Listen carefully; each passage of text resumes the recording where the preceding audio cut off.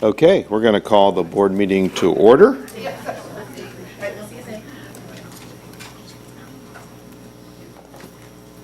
We have a quorum present. Please call the roll. Well, you should call the roll before I announce that, huh? Yes. Chairman Runner, Here. Chair Ma, Mr. Horton, Here. Ms. Harkey, Ms. Stowers. Here. Okay, quorum is present. Let's stand and we'll lead in the pledge. I pledge allegiance to the flag of the United States of America and to the republic for which it stands, one nation, under God, indivisible, with liberty and justice for all.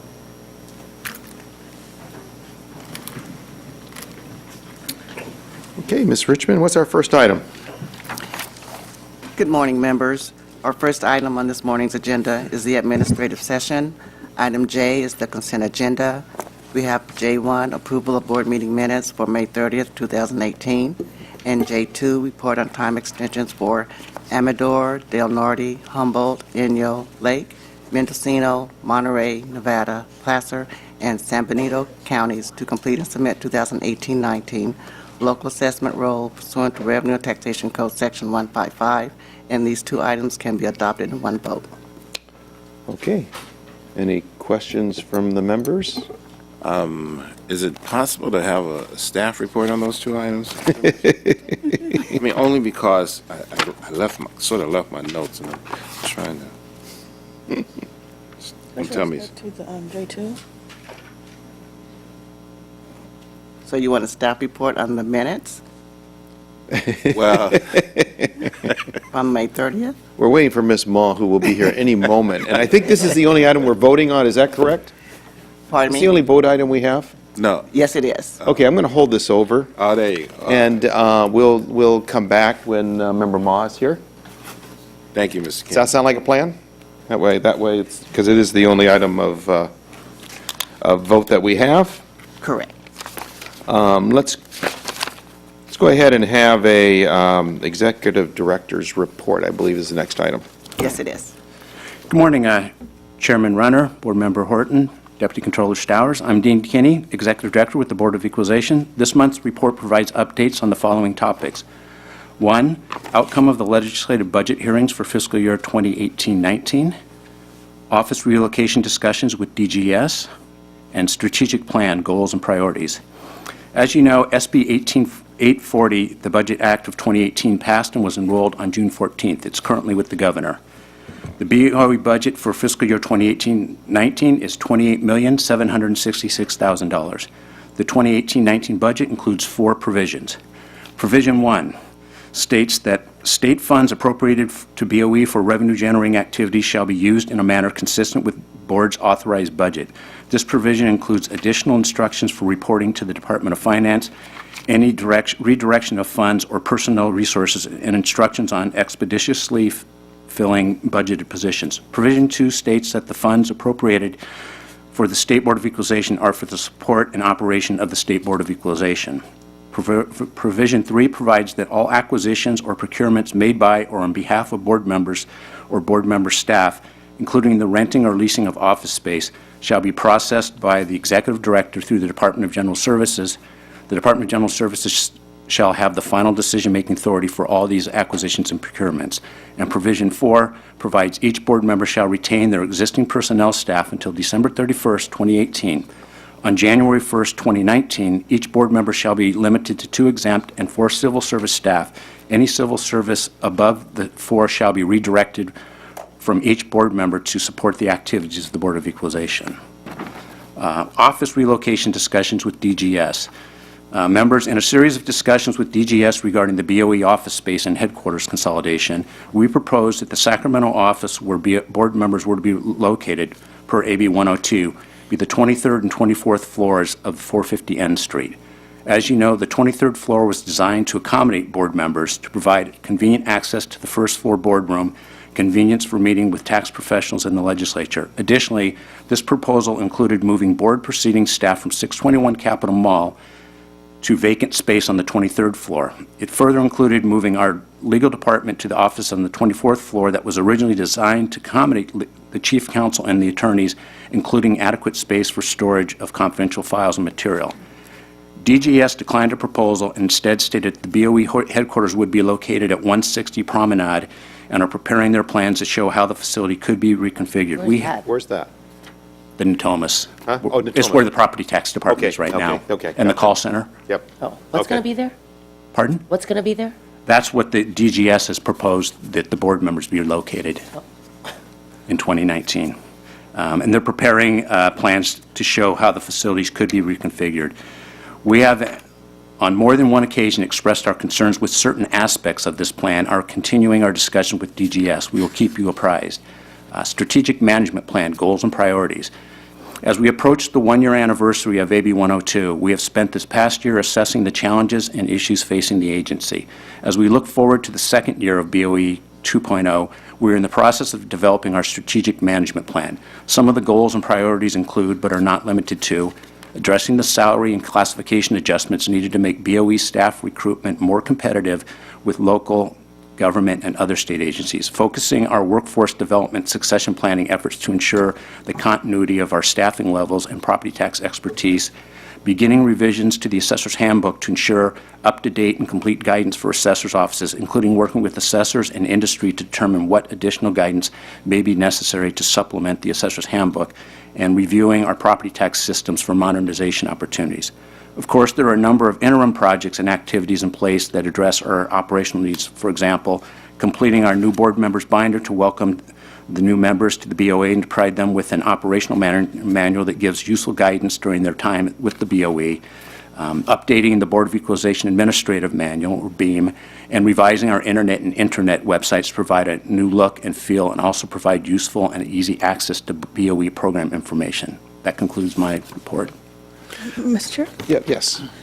Mr. Kenny, can you go back to the office relocation, AB 102? Yes, ma'am. Can you give me additional clarification? Did AB 102 require the board members to vacate their office space in private buildings?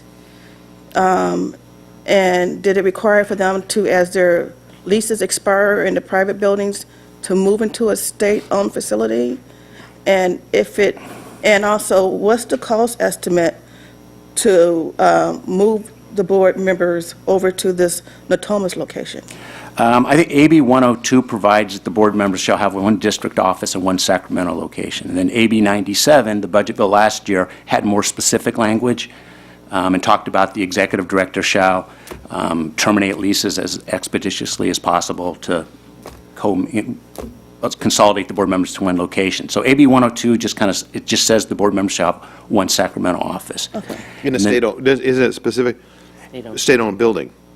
I thought it had said that when I looked. It didn't say that. Is that right? Okay. Yeah, so, and I might admit, I thought I read it somewhere, but when I reviewed it this morning, it doesn't say that. So, Okay. and this budget bill doesn't have the information about the executive director canceling leases, and I think that's to acknowledge the challenges of finding the location, building out at Natomas. As far as costs, that was an issue we raised. We said it will be costly based on our experience of having some space built out there, and it's not in our budget. So, but it's DGS is I've in never charge been to with. the Natomas location. Pardon? I've never been to the Natomas location, so I'm not visualizing how it looks. But does it currently have space where they can have separate offices? I mean, kind of when you look at the 23rd floor, each board member's office was, separated so that you wouldn't commingle in possible violations of Bagley King. That So is an is the issue plan to we brought to their attention, the challenge of, commingling the board members, Bagley Keene issues, having board members, without putting a separation wall, you'd have board members sitting in with staff. So those are some of the challenges we pointed out that we're working through with DGS. Just to, in terms of the current locations and current leases then for board members, offices that are here in Sacramento, that are not in their district. Ours is a little unique in that this is the district office location for the first district, but Are those all then set to expire then? For instance, when a new board member comes in January, let's say from the 2nd District, if this is unresolved, where will they go If I could for a ask Sacramento office? Chief Deputy Fleming to address that point. Good morning, Chairman Runner, honorable members. So for the Sacramento and the district office locations, there's a combination of statuses for the leases. A number of them are in soft term, and we're more than happy to share this information with you. A number of them are in soft term. Soft term does give us the opportunity to extend the leases on a 30, 60, 90-day basis. So if it's unresolved, for instance, going whether it's in Natomas or whether it's over here, Right. those leases can be extended Yes, sir. on a whatever, Month-to-month 90-day, basis or, month-to-month, yeah, in order whatever to is- have an option for Correct. new members coming in to have a place in Sacramento. Correct. Both in the Sacramento and the district offices. So you do have the flexibility, and that was one of the key points we asked about, just to confirm going forward, what are our options? Because originally, the legislation was interpreted as Mr. Kinney spoke to, we were supposed to start to cancel the leases as expeditiously as possible. We were contacted and asked to kind of pause on that to give us an opportunity to look at what's the consolidation. Right. Doesn't make any sense to cancel leases unless you have somewhere for them to go. Exactly. Right. Okay. I have actually a question, too, that in one of the comments that were made, in regards to the board member staffing and the civil service positions, going from the 6 to the 4. Obviously, right now, we have people in positions. Correct. Those are a variety of positions, everywhere from from an intake type of a secretary role Correct. to attorneys. Correct. I was unclear in regards to how that process is going to take place and which positions we're dealing with. Correct. And how that actually then happens member to members' offices, since all members have kind of unique A slight roles different within their configuration. offices. Correct. So where have those discussions taken place, and what is the process that we anticipate? Yes. So we've had a number of conversations with the control agencies, including CalHR, SPB, and Finance. It's early enough in the process where they still don't have that specific detail, and we've asked that specifically. It's like, okay, what's the game plan? The general thinking at this point is that when you're looking at the 6 civil service classifications, that, to your point, they're all configured differently. Right. To the extent that there are individuals in those positions, the intent is those people would stay with the board member offices, they have their positions, they stay with the board members. The language suggests, Even if it's more than 4? so those that are above the 4, whatever positions above the 4 Right. are redirected. Those are the ones I have a question about. So for those, what we're looking for is to look at the detail, and I hate to say this, but unfortunately, each office is going to be different, so we Right. need to take it offline and have that conversation with you on an individual basis. But the intent is to work with HR and with CalHR to try to come up with that, exactly what that work So plan is. so at least I think what So- I hear you saying is, so the intent is then to have, because each office is configured differently. Correct. The intent will be to have conversations with each member's office Correct. in regards to which positions could be the kinds that Correct. would be easily moved Correct. And to the BOE. Correct. The general information that we're getting at this point is it appears that the members would have the voice in saying which of those positions and/or individuals you'd keep. And I comment on that because there are a number of the configuration of the 6 positions. There are people in it, and there are also vacancies. Right. So, and again, it really is going to determine going forward, what is the need of the board members going forward, those positions, and then really just how are we going to address. And that'll be done The prior actual to new board members coming in. So it's going to be outgoing board members who will be determining. Now that I can't comment at this point because we don't have that level of specificity. Well, I'm just at the Just- calendar, I'm just looking at calendar. From the calendar perspective, what we know is that those civil service positions maintain their positions. So it's just a question of, do they stay with the board member based upon our discussions with you, and then which are then redirected to the BOE or whatever that option is for that specific employee and individual. Again, each employee has really their own profile of of what could happen to them. So that's the level of specificity that we'd have to work with CalHR and candidly, we had a meeting with Cal HR, and they were still early enough in the process where they didn't quite have all those answers either. Okay. So we apologize that we can't give you more specific detail, but the thing that was helpful to us is that the board members would have an opportunity to have a voice in Okay. that staffing. We just Okay. don't have the timing. Okay. Member Horton? Thank you, Mr. Chair. Is it possible at some point in this process that we can actually meet with the employees and kind of give them some understanding as to what their options are? Yes, and the general plan from an HR perspective, Cal HR's perspective, is that you would have those conversations clearly with the managers, supervisors of those employees, but then it does become a case-by-case basis for each employee, because each employee has a different configuration of their work history, of their status, of their classifications. And the more we work with Cal HR and HR down in the details, it really is very important that you have those individual conversations. But there will be a personnel action plan that allows us to map out that level of specific detail. As soon as we have it confirmed, we'll bring it back to you as managers and supervisors of those employees, and so that you're fully informed about what the approach is.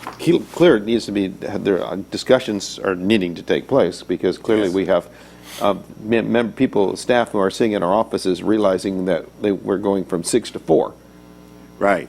But for me, it's just a matter, I'm more concerned about the welfare of the employees, and that part of that is that they have a conscious understanding Correct. of what their future looks like. Correct. You know, I mean, I can reassure them based on my knowledge and so forth. They either Right. go on an SOR A list, or they go here and they have a level of priority. But in this confused time, I don't know that anyone's relying on. I mean, the staff is confident in historical practices or what the law says. Correct. Because, you know, we may not necessarily, there's no indication to date that we are following personnel policy and the law as it relates to these employees. And I'm not saying we're not, I'm just saying it hasn't been communicated to at least the employees in my office as to what their options are. But just to clarify, I mean, the number, there's not a question, at least as far as I know from the legislature, and for the legislation, in regards to a loss of a role. It's just where their cheese is going to be moved, Correct.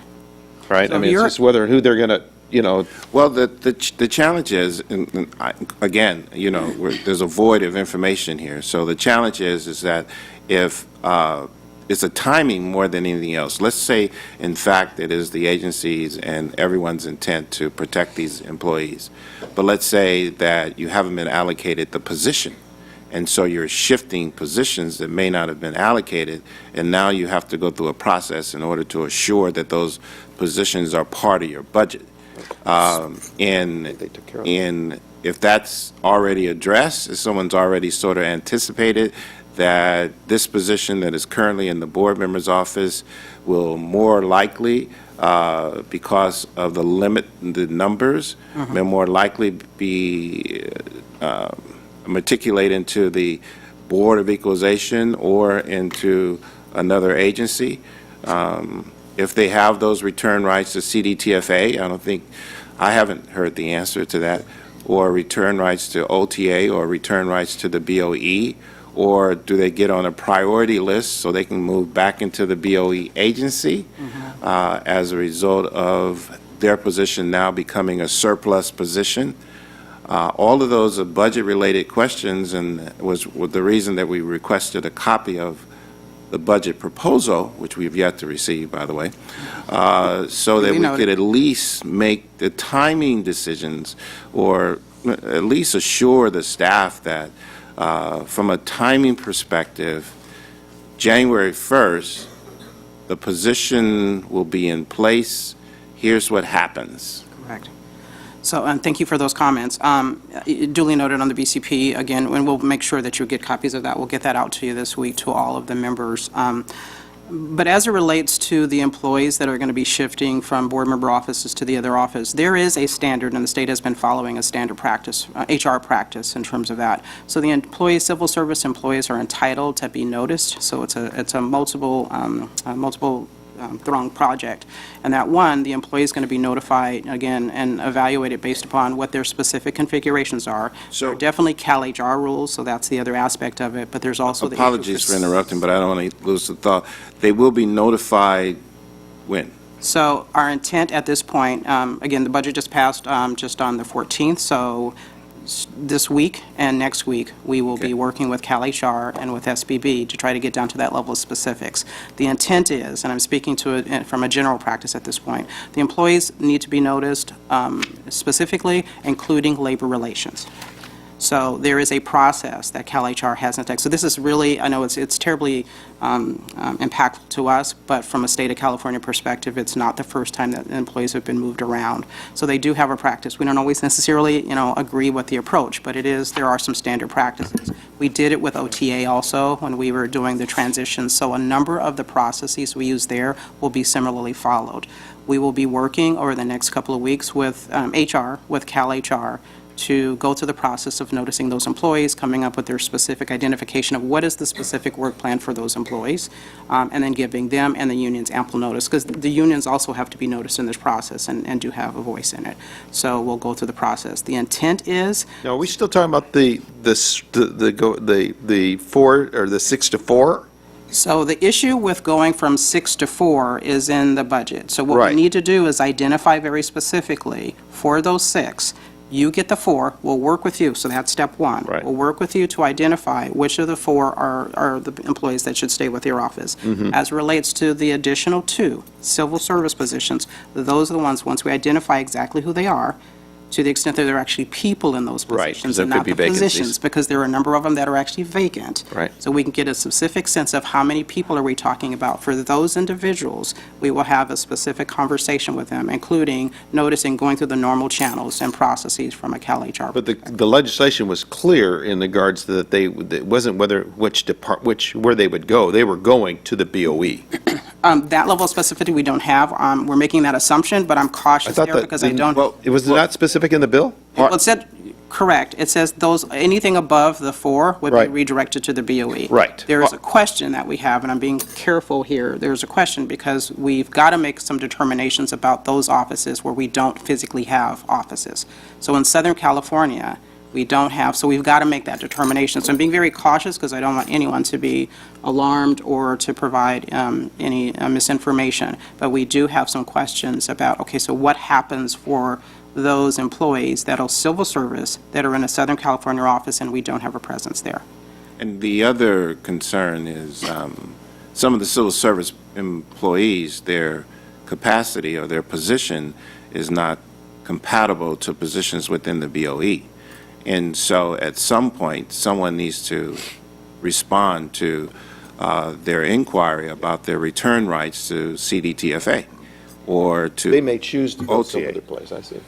Well, they can't. Right. I mean, They would- let's say you right. have a tax auditor position. That position came from, theoretically, old CDTFA.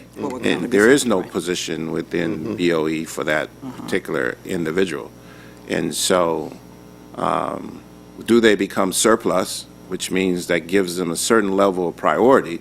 The next available position, they get priority for that position. But the challenge is that you've got these timing issues.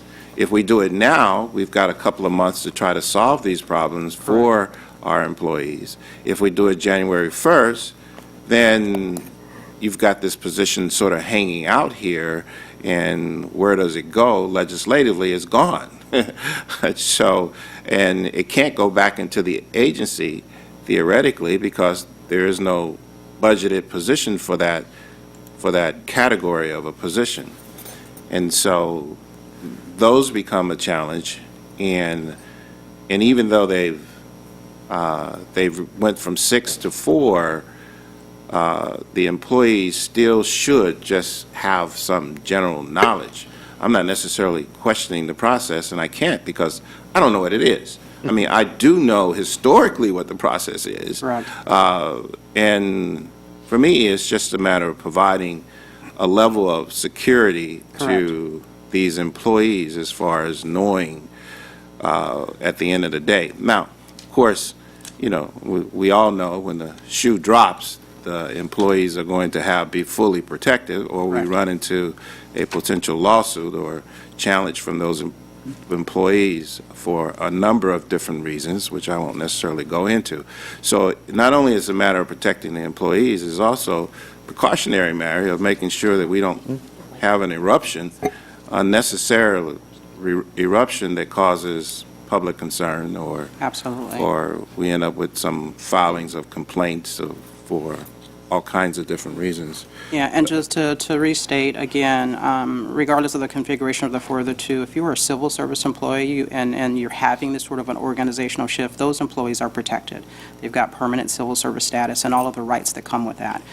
Is there a process? Absolutely. Do we have a level of specific details at this moment? That's the level of specific detail that we'll be working with CalHR over the next few weeks, but those employees will be protected. And it's in the best interest of the state of California, of our agency, and all that are represented to make sure that those employees are well cared for through this process. The two additional positions that left the board member's office and is going back into the Into the BOE, did the budget provide any language as to how those positions would be used? No, not at this moment. Is there any intent to support the new members, on the various tasks that there is some commonality between the agency and the member, such that currently the support is limited to the members because of capacity, not desire? And as a result of that lack of capacity, I'm just curious, what is the intent to address that going forward to the new members? Yeah, at this point, the budget doesn't have that level of specificity. This week, I've been in contact with Mr. McKinney, and I've been in contact with both the budget shop and with DGS, and the level of specifics are not there yet. Does the proposal have that level of specificity? Not at this point. So we're not even proposing what we're going to do to support the members? No, that's a different issue. It's my understanding the question was, does the budget have that level of specific detail? There were two questions. That was the first. The second was, does the BOE's budget proposal specify support for the new members going forward, and the intent to use those positions or some positions to provide that level of support in legal and some of the other areas that we don't have the capacity currently to do so? Yeah, the BCP that was submitted was again denied from the Department of Finance's perspective. They continue to work with us through the post-BCP process, and it was just a timing issue for them. Specifically in the BCP, the positions that we were asking for were 7 PYs over the next number of fiscal years to begin to address some of the gaps in the organization. There were some positions in legal that gave us some legal from a disclosure, for example, for disclosure purposes, for some litigation roles, for some legislative roles in our legend research shop. So it really was to where we called it kind of the greatest areas of gaps. Were there any positions specifically to address direct support to the board members? Not in that specific 7 positions that we were asking for. So our intent at this point is to now look at if we're getting those 8 positions redirected, depending on who, if it's people or positions, to make a determination of how do we address not just what the board members need. But So did the agency get a total of 15 positions?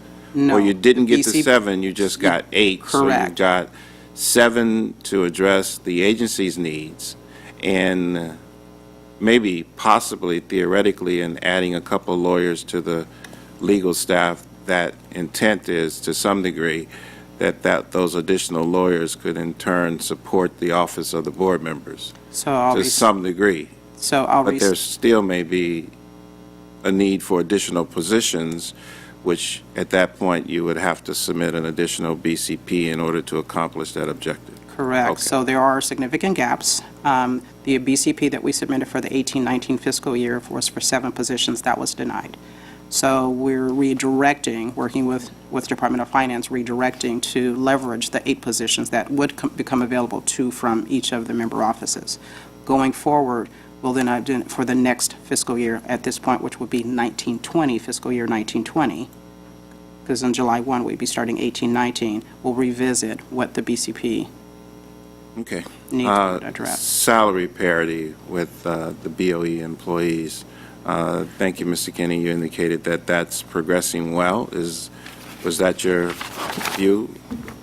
I don't know if I'd say well. We did bring it up when we met with Cal HR. They understood it, and they agreed to work with us, so we're having conversations with them, and we'll see where we can go from there. There is a process for dealing with it. I think you probably have to show vacancies and a lot of data, which we have been, for We have- Property Taxes Department, we've been collecting it for years. As you're well aware, we've had challenges, so I think, I thought some time ago, we actually gathered all the data to support that parity for the appraisers and other employees that we now represent. And we submitted that data, and we were in the process of determining whether or not we need legislation or how to proceed. So we're gathering the data again? Is that what I'm hearing? And we've continuously gathered it. I don't think, It's to my never knowledge, been- we did not submit it to Cal HR.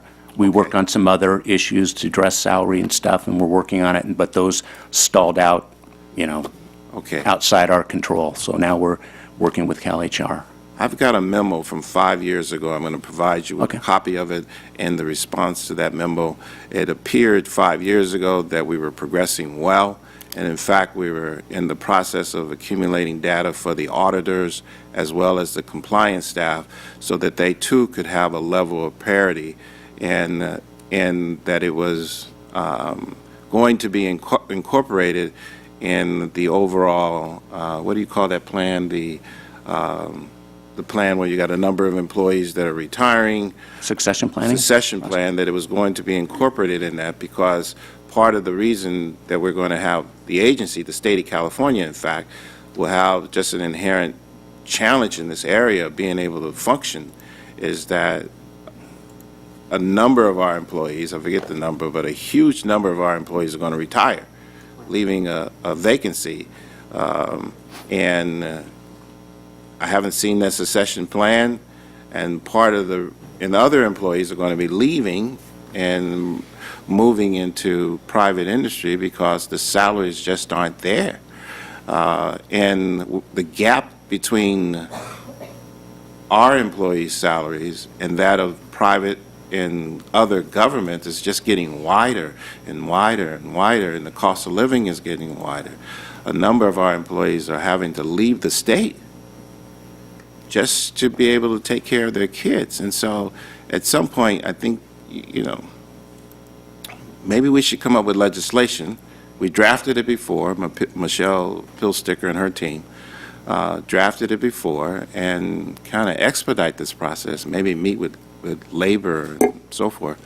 On the union side, in the office configuration, the staff that are attorneys, it's my understanding that their MOU actually requires certain office configuration. And so just want to encourage that we take a look at that in designing the members' offices. Yeah, we did include that also in our continuing conversations with DGS, including even, it's been noted, but the significant issue as it relates to office relocation is that the issue is that it's relocating our headquarters from 450 N Street to 160 Promenade, which is the Opus location. So the question on the table is even the boardroom and board facilities, because just moving people around is one thing. We've had that happen before. But to shift our headquarters has some other implications. And as Executive Director Kinney commented on, we have some challenges with a number of aspects of that proposal. On the office configuration, as a result of the transitioning, members terming out and so forth, a number of our staff have relocated. Several of mine have gone to OTA, and several have gone to CDTFA, and several have gone to represent other state taxing agencies. But that has left of vacancies in the office that we could actually consolidate our current Sacramento facility. And so it's being underutilized for a period of time. And you might want to put that in your, consider putting that in your cost-benefit analysis. And any further delay is actually costing the state additional cost of unutilized space. Yeah, and that's when one examines the pros and cons of the existing leases, even though we extended it, is the existing lease. And so to the extent that the size of the members' office organizations are smaller, then the footprint for that office is greater, ultimately going to be greater than the need. So that's a part of the conversations and the cost estimates to determine that. So, I mean, and as it relates to office relocations, you're looking at, just as was commented on before, building out the locations for that. So what they're weighing in our conversations is the cost of ongoing leases per Sacramento office for the members, per our other leases for the operational side, the cost of those ongoing leases versus the cost of building out the facility as Opus. And Ms. Deputy Controller Stowers mentioned that you haven't seen that facility, and so we'd be more than happy to extend some tours of those facilities so you And can see the proposed site is a non-state building? It currently is a private building, non-state. And there are 2 floors currently. So there's the first floor configuration where the CDTFA call center is located, the training rooms are there. The second floor is really where a combination of the property tax staff and then some CDTFA staff. So there's an issue of not just the ongoing leases, there's the cost of, and you guys, some of you have been through this with before when we do the musical chair of offices. So because to do the construction, there's the cost attached to moving some of the staff out of the prominent location, relocating them temporarily so that you can do the musical chair. So all of those are cost-related activities, and so we're having conversations about the cost of that kind of an activity versus the location at 450 N Street. And what about the discussion about, from a holistic perspective, I'm just trying to sort of make sure that all of these variables are considered in this debate, because at the end of the day, fingers get pointed and generally our way unnecessarily. But when a state agency, when there's a state agency that has a vacancy, and that vacancy is not filled by another state agency, the state agency is required to continue to make the lease payments for that, even though it's vacant. And throughout the state, we have a number of vacant facilities that the state of California is paying lease for, and it's not even being occupied, it's just vacant. We could create a similar situation in this transition. So the question is, has the benefit of relocating the new members into a state building that is unoccupied, I understand the 23rd floor is unoccupied, and there's a cost associated with it not being occupied, versus relocating them to this new site. Is that also being considered? All of those factors are being considered, Okay. yes. All right. Member Ma. Thank you, Mr. Chair. Yeah, since you did bring up our employees and trying to figure out this transitional plan, I'm very disappointed that when we went to the Senate committee to testify, one of my staff members did ask the HR personnel, whoever the woman was, saying, well, what if there's no spot for me, or, the level is not the same, and she basically told her, well, it's too bad, then maybe you need to take a demotion. And she said this to her, which was very, very upsetting to me, and I was going to write a letter to her, but since we're bringing this up, I mean, it's not that easy, and I don't believe that CalHR is accommodating or being even compassionate or friendly about this. And so I'm going to put it on the record right now that I was not happy about that. Now that you brought it up, that CalHR is supposed to be working with our staff members, I want to let you know that this was the answer that she gave my staff member when she asked. If you don't like it, you can take a demotion. Okay, thank you for those comments, duly noted. No. Member Horton. Thank you, Mr. Chair. Outreach and education, of course, we're getting tons of concerns about the decrease in direct education across the board. At least from our agency's perspective, are there any plans on the table to do more than provide the information for the taxpayer for them to review, or any outreach efforts that we're going to any whatsoever. I mean, I'm not, The taxpayer rates advocate attended the assessors conference in April and talked to them, pointed out that they can reach out to the TRA. now, was that a legal determination that our constituents are only the assessors and not the property taxpayers who pay the property tax? I mean, there are a number of provisions in the law that contradict that, that I'd be more than happy to share with you. Or was that a budget decision that because we didn't have the budget, we had to narrow it somewhere? Or was that part of AB 102? I mean, I don't understand what changed. Help me. I would say it's budget, first of all. I mean, I'll, discuss with the chief counsel whether it's legal, but I think if you read the board's duties and responsibilities as it pertains to the property tax now, it's laid out in Government Code 15606, and it's channeled towards the assessor.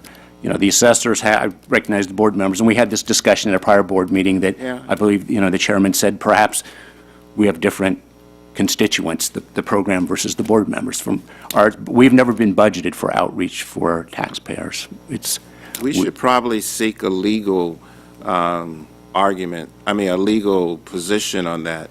If a group of taxpayers happen to get together and believe that the agency has some obligation to educate them, then that creates a potential legal liability to the state for our failure to educate them and to consciously fail to educate them, which is what we kind of ran into with the cannabis issue, where the Board of Equalization took a position that, well, we don't have to educate you. We don't necessarily have to issue permits to you. You're protected under the First Amendment, and you don't have to disclose that you're a cannabis operator.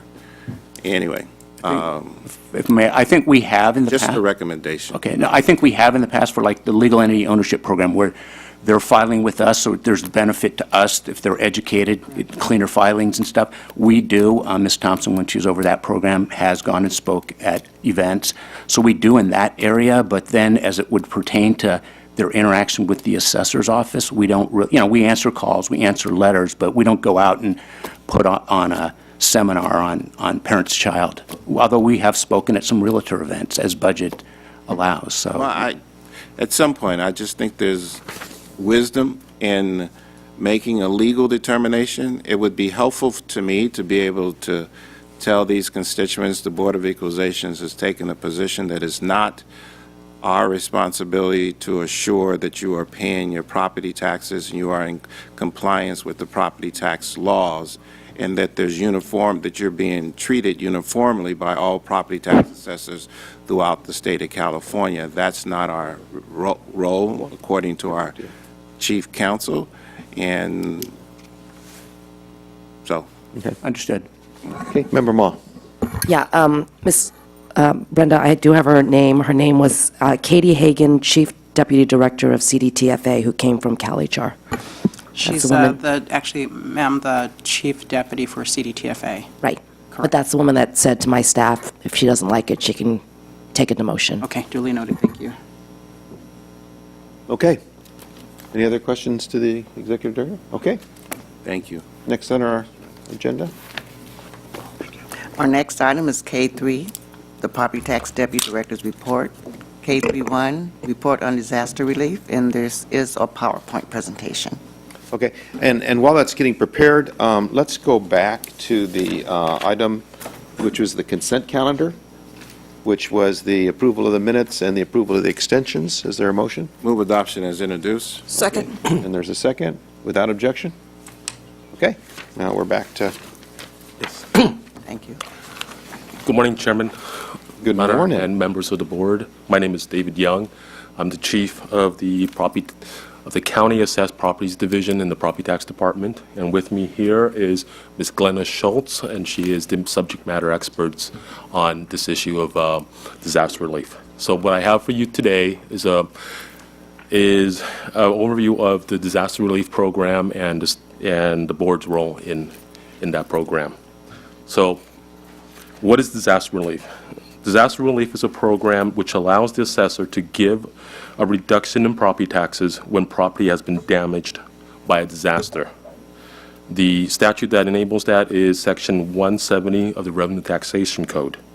It provides that if a calamity, such as a fire, earthquake, or flooding damages or destroys a property, the taxpayer may be eligible for property tax relief if the county where the property is located has adopted such an ordinance. The program does, in essence, two things. One, it allows the assessor to immediately reappraise the property to reflect the property in its damaged stage and allows for that lower value. And two, it also allows that when the property is rebuilt in a similar fashion, that it gets its old base year back. So there's no new construction, doesn't get reassessed. The California counties, 57 of those counties, of our counties, have adopted the ordinance that allows for disaster relief. We have one county that does not have it, and that is Fresno County. The chart you see before you is a summary of the types of relief that is enabled by various statutes. If you look at them, the 170 gives you the relief for basically the immediate relief and reduction in property taxes and the new construction. We also have a couple of statutes there that will allow you to, one, transfer the base year to a replacement property if you don't rebuild. And then we also have another statute that allows you to transfer it into a different county if you so wish. And we also have two more statutes that allow basically the same relief, but instead of to a home, to a mobile home.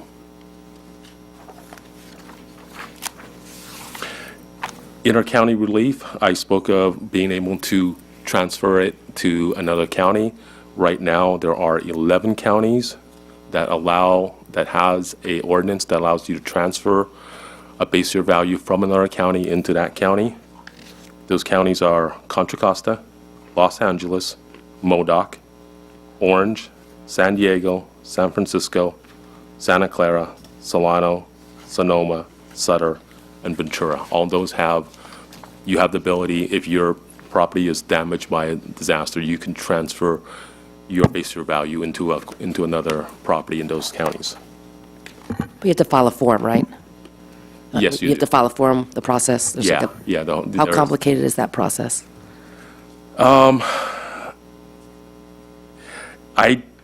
Personally, I think it's not horribly complicated, but it is a burden given the circumstances in which you are going to take advantage of this. So there is some paperwork involved. You have to file a form to get the relief, and you have to file another one in order to move it to a different county. So there is a process in doing so. Okay. Okay.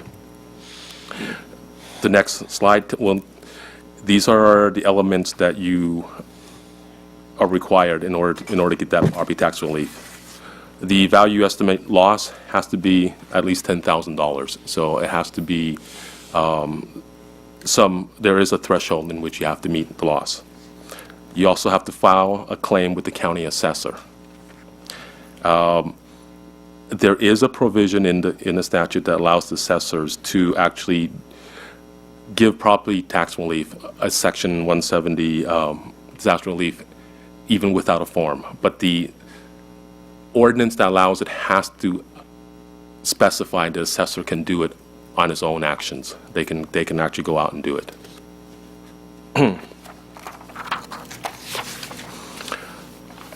This is what our property tax department currently does when there is a disaster.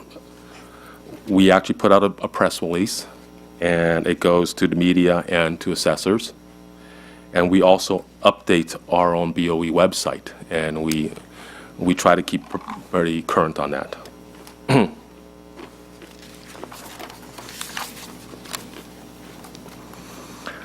Speaking of websites, we have recently redesigned our website. Our website prior to this had disaster relief information. It was actually embedded in several sections. So what we have done is we have drawn that together and put it in a format that will hopefully be a lot more usable and friendly to people looking for this type of information. So it's currently up. It's a work in progress. Staff is still working on it. In that website, what we have listed are we have description of the application process and some FAQs also.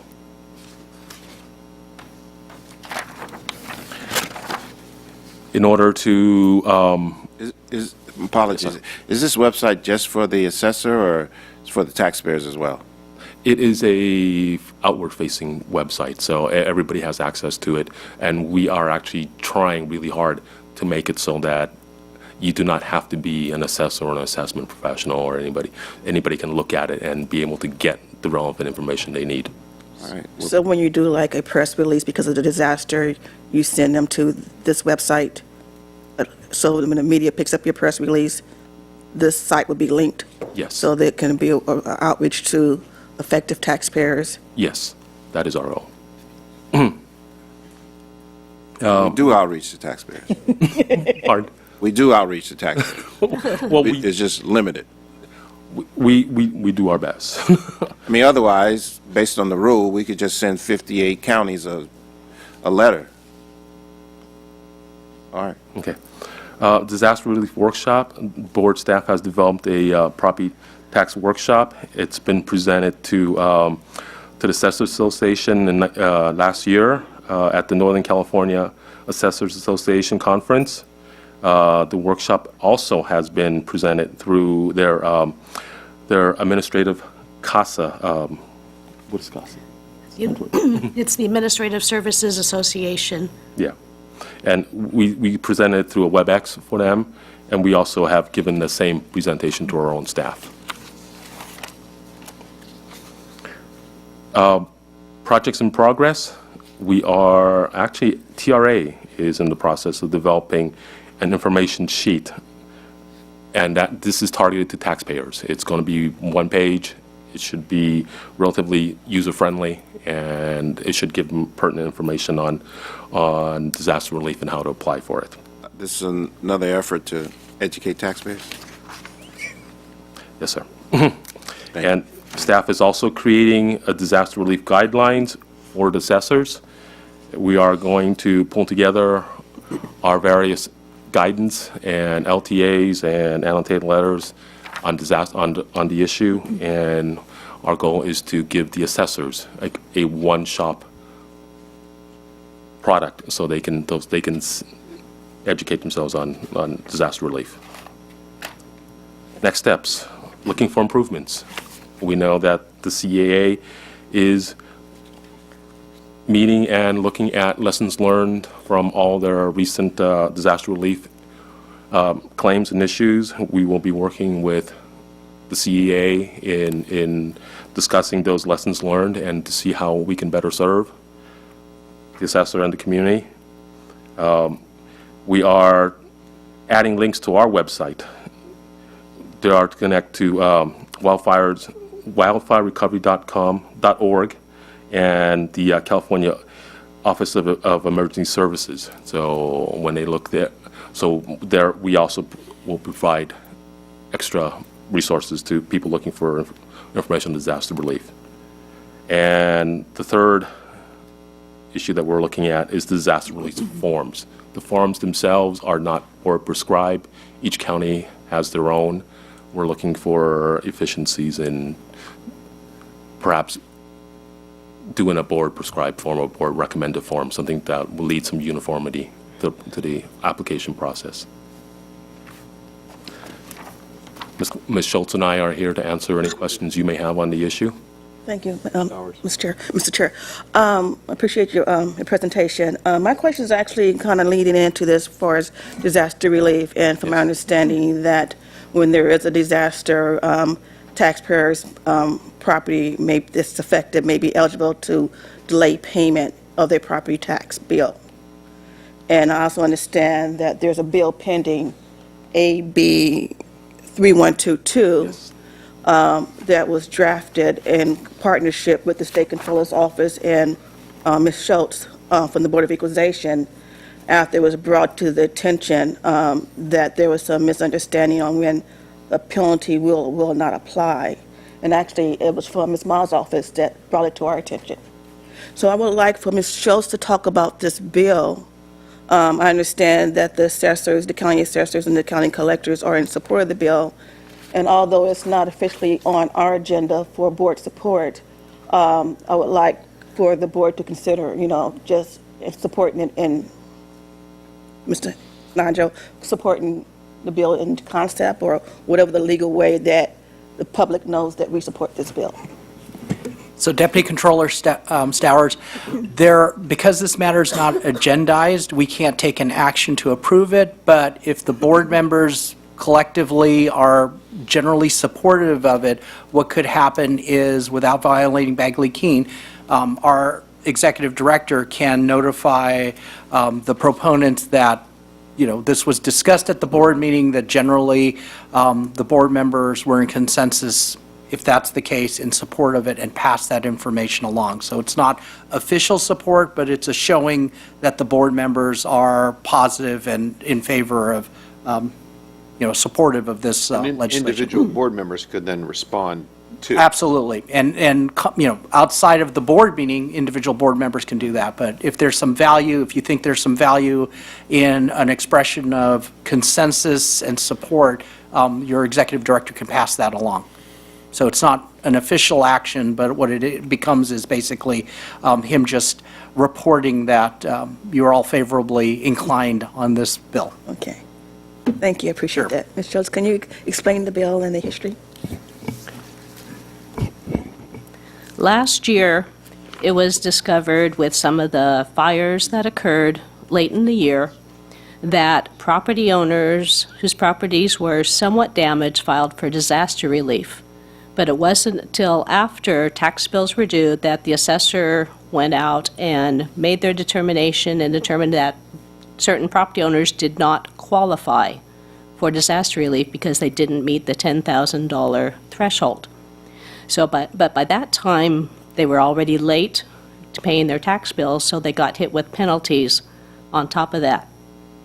So AB 3122 addresses that problem and provides that the property owners who do file for disaster relief but ultimately do not qualify can pay their property taxes 30 days after the notification by the assessor that they do not qualify, so they can pay without penalty. And the board worked with the State Controller's Office and both organizations, the California Assessors Association, the State Controller worked with the, forgive me, I don't know the name of their organization. County collectors. Yes, and both organizations are in favor of the bill as it currently reads. Where's the status of the bill? Pardon? Where's the status of the bill? It is in the Senate Appropriations Committee, I believe. Thank you. So, members, I think it's Want to bring very. it forward next? We can bring it at our next meeting, maybe for a position, for us to take a position on the bill at the next meeting. We can put that on the agenda. Who's the author? Meanwhile, If you like, I can go get my other list up, which is right at my chair, and I can tell you where it's currently at. that's okay. I think we're fine. It's okay. And who's the author? Do we know? The author is Senator McGuire. Okay. Excuse me, it's in the Assembly. It is. Okay, so it hasn't come out of the first house yet. No, it came out of the first house, because we're in the second house now. Yeah. Well, I thought it's now it in was an the- it was an it is AB, Now in the though. Assembly. AB. No, it's an Assemblymember I'm sorry, Gallagher. it's Oh, that's Assembly Bill right. 3122 That's right. There we go. Okay. by Gallagher. Gallagher. Assemblymember Gallagher. Oh, so it's in Sorry, the second and it house. is in the Senate. It's in the Senate? Yes. Okay. Okay. So why don't, let's go ahead and make, I think, individually, I think we can go ahead and respond to it, too. Right. But we certainly can put that on our agenda item for our next meeting. Okay, I think I wasn't sure about the process, if we needed to say something sooner than later, but timing-wise, where are we, July? July is fine. Well, they're going to be out of session here shortly anyhow and Okay. gone all the month of July, so. Yes. So we'll be, right, is that this right year? Yeah, that's right. Okay. This Yes. year. So by the time we come back, they'll be coming back in August. Okay. Yep. Okay. Member Horton? I'm generally supportive of it. The concept, I just off the cuff without even reading the bill, so forgive my lack of awareness of the bill. I was aware, thanks to the Controller's Office, they did share the information. As it goes through the process, I was just encouraged that we make sure that we address the reasoning for waiving the penalty, possibly due to the lack of education and outreach and understanding on the part of the taxpayer. Historically, penalties are not relieved unless there is some administrative, something happened administratively to cause the state to mislead the taxpayer or not to educate the taxpayer about their potential changes. It might solidify the bill a little better. Okay. Okay. Any other questions? Property tax? Okay. Thank you very much. Thank you. Ms. Richmond, our next item. Our next item is K4, the Legislative Research and Statistics Division Chief's Report. Welcome, Mr. K4. Durham. Thank you. This is also a PowerPoint presentation. Yes. There we go. Chairman Runner and honorable members, I'm Mark Durham, Chief of the Legislative Research and Statistics Division, and it's a pleasure to be back with the Board of Equalization. This division has a successful history of keeping the board informed regarding legislative bills, and in accordance with AB 102, we are dedicated to keeping that commitment. I've been in my current role as the division chief for a little less than 1 month, so I'm still evaluating and developing our strategic goals and objectives, which will ultimately be incorporated into the BOE strategic plan. However, I would like to provide the board with a high-level overview of our primary functions, a brief status of our operations, information channels for you and your staff, and some proposed projects that we plan on working on within the next 12 months. And with that, we're going to go to the PowerPoint. So currently, we're on slide 2. So currently, our primary functions include the legislation. Here we identify and analyze legislative bills of interest for the BOE that may impact the BOE. For legislation, we're currently tracking approximately 97 bills, and I'll break those down on the next slide. In research, we provide revenue estimates for each of the legislative bills that are analyzed. For statistics, we calculate the following items. We calculate and recommend the 4R Act and the private railroad car tax rate, property tax statistical survey sampling, base year weighting computations, assessed value reports, as well as the property annual tax reports, and we also calculate the average statewide property tax rate. Moving on to slide 3, our status of operations. As I indicated, we're tracking approximately 97 bills. 30 of those are property tax bills, 14 are alcohol and insurance taxes, and 53 are administrative bills. Mr. Runner alluded earlier about the upcoming significant legislative dates. July 6th, I think, is when they go on. And then they On come, break? Correct. And they come back August 6th. Okay. June 28th is the last day for bills to be passed to qualify for the November 6th general election. August 31st is the last day for each house to pass bills. And September 30th is the last day for the governor to sign or veto bills passed by the legislature. On the revenue estimate side, we provided 24 revenue estimates. And on the rate setting and reporting for the calendar year, we currently have completed the 4R Act ratio, the statewide average tax rate, the private railroad car tax rate, which will be for next month, the annual report tables, and we updated the homeowner exemption database. Moving on to slide 5 or 4. So there are 2 ways we inform the Board of bills that we believe may impact the Board of Equalization. First, every Friday we send an email, which is a weekly legislative update, and this provides a list of enacted bills and also bills that have been enrolled. And there's a sample of one of the memos we send on a weekly basis to your staff. The other information channel that we have is that for every single one of our bill analysis that we do, we post those on the website. And we post these as soon as we do them, and they're going through the approval process, we post these. So there's no set. We don't do it every week. We do it as soon as they're completed.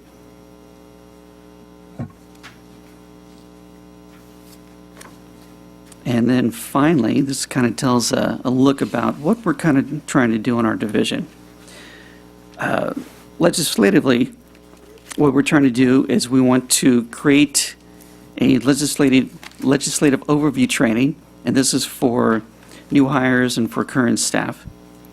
Create a legislative history index. Look at all the reporting and distribution lists, like, for example, where all of our bills, legislative analysis goes. And then do the enrolled bill report. Currently, we have that weekly that we just started doing last week, but we also want to do a year end as well. For research, again, we want to do a tracking log. We want to create a revenue estimate template so they all look the same coming out. We're looking at developing standardized data sets. We're also looking at researching best practices for the annual report and the report tables. And then look at creating an economic reporting. Currently, the CDTFA has a quarterly economic perspective. We want to do something potentially kind of like that for the property tax side as well. Under the administration, we're analyzing our current staffing needs. We're developing a procedures manual, and we're also looking at succession planning and, succession planning. And then miscellaneous. The executive director talked about the new board member binder. We're assisting on that. We're also assisting in updating the BOE webpage. As I indicated earlier, we're developing the goals and objectives. And then we also want to look at all of our processes and see if we can, where we can improve those on, where we can cut time off and just update those processes as well. And with that, that concludes my presentation. Member Stowers? I have just a quick question. What's your current staffing level? Current staffing level is myself, and we have Chris Butler, who's our research, and then we have, right now, we have a loan borrow, which is Glenna Schultz. So 3. Okay. Correct. Wow. So we have a lot. Member Ma? So thank you, Mark, and welcome back. Appreciate We've it. always had great service from you whenever we asked for information. It was always timely and very detailed, so we're very happy that you're back. appreciate One that. thing I would say is the Board of Equalization came under our radar when we were in the legislature because there was a bill having to do with the, phone cards, and back then, it wasn't necessarily you, but back then, I guess the cost estimate was something like $25 million, and there was no breakdown.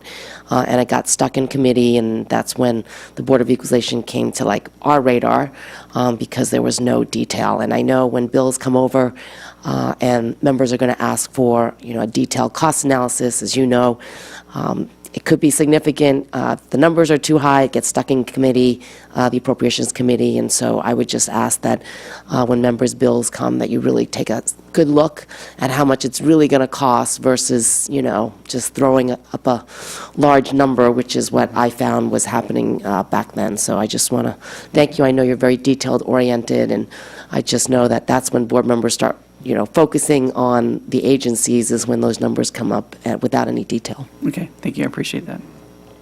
Member Horton? Thank you, Mr. Chair. Yeah, welcome back, Mark. Glad to have you back. Thanks. Quick question. In the training binders for the new members, is there any intent to provide them with a legal opinion as to what their role is in the legislative process and how the legislative division interfaces with their office?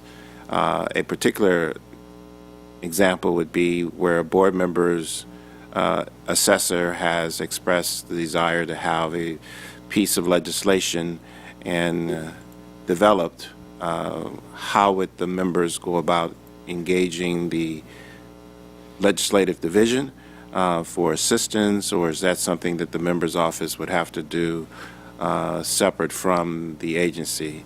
There are a number of perspectives out there, and hopefully we can kind of narrow it down and give the new board members some guidance. To date has been a capacity issue more than anything else, the lack of capacity, and so hopefully we can address that going forward. Speaking of capacity, 2 and 1 loan position, hopefully part of the budget process, there's intent to have additional positions. The existing budget proposal includes additional positions for your division? That's my understanding. We're kind of letting the dust settle. And the other thing we have to do is I need to do an analysis on exactly, what I want to do is right-size our division. I don't want to have too many or too less. I want to make sure everybody's busy and we're doing the right things for the right reasons. There is